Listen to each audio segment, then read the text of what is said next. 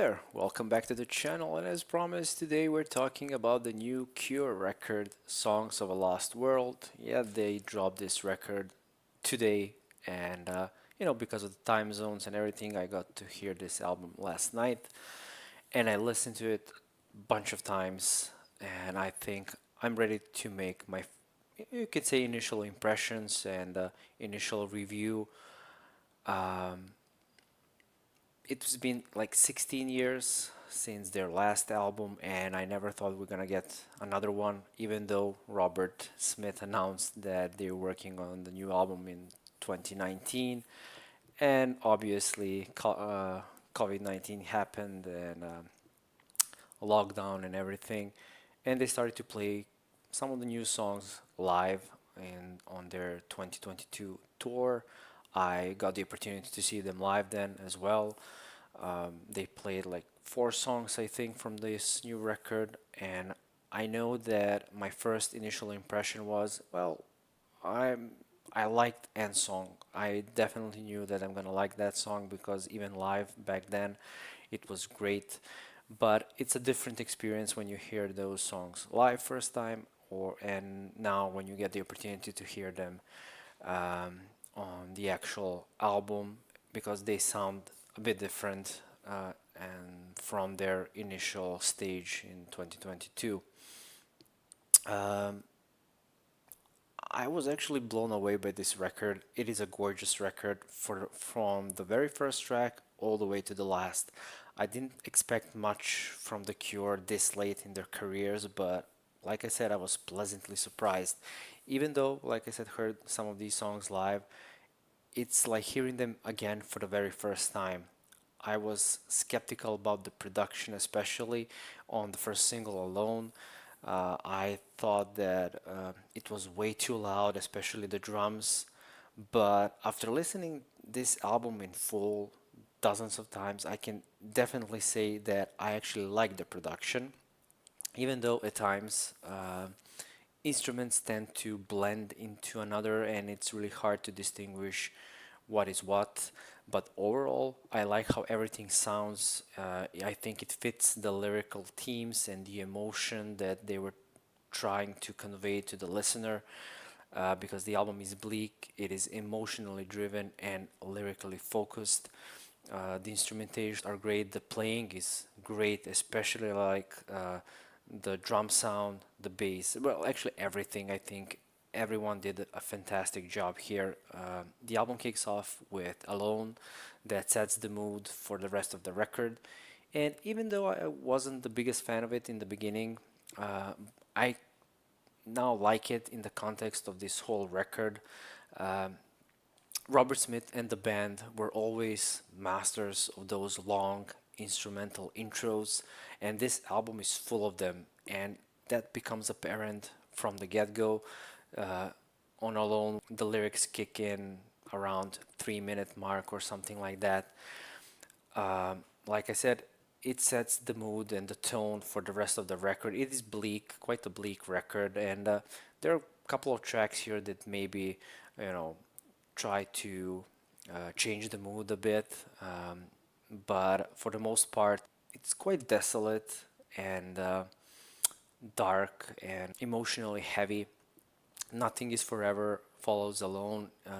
It's another slow and heavy song that's dealing with death, something that's a common subject on this whole record. A Fragile Thing is the second single, and I like this one a lot. It's a catchy, more up-tempo song, while War Song, on the other hand, is the heaviest track on this whole record. I was blown away by the guitar work from Reeves Gabrels. I think he did an amazing job. Such an impactful song that, in a way, ends abruptly before kind of segueing into Drone, No Drone, that is another more upbeat kind of track. Another song with heavy bass and some intense soloing from Reeves really stand out to me. I really like that song. And both Drone, No Drone, and Fragile Thing are a bit different from the rest of the record, and I think it's a nice change of pace from doom and gloom, as Robert Smith liked to say. I Can Never Say Goodbye is maybe the most emotionally driven song here. It's quite climactic, and the lyrics are quite personal. Since this song is dedicated to Robert's late brother, and I remember when they played this song live back in 2022, he even cried while playing this song. So it is really uh, impactful song, and you can sense it in the lyrics and in his voice especially. All I Ever Am has some nice 80s sounding synths throughout. It's maybe my least favorite on this record, but it's still a pretty solid song. But the album closes with the best song on this whole album, a massive 10-minute track and song. I don't know, this song is one of my favorite The Cure songs from this period. I think it's the best song they've done since the Wish era. It is so captivating. The instrumentation is massive. The drums are amazing. Reeves is once again killing it on the guitars. Everything is thoughtfully created. The lyrics as well. Um, I'll just say we are left alone with nothing, as the song suggests. It's a perfect way to close this record. And if this is the last The Cure record and this is the last song they'll end their careers on, I wouldn't complain at all. I think this is an amazing record. And even though Smith said that they already have another album coming, but we don't know with Smith. Usually, when he says things like that, this would be a great swan song for the band.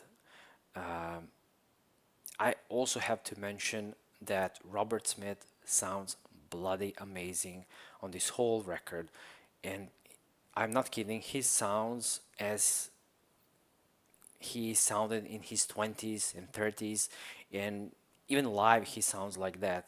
It's really amazing that his voice is intact, and he's like 65 now.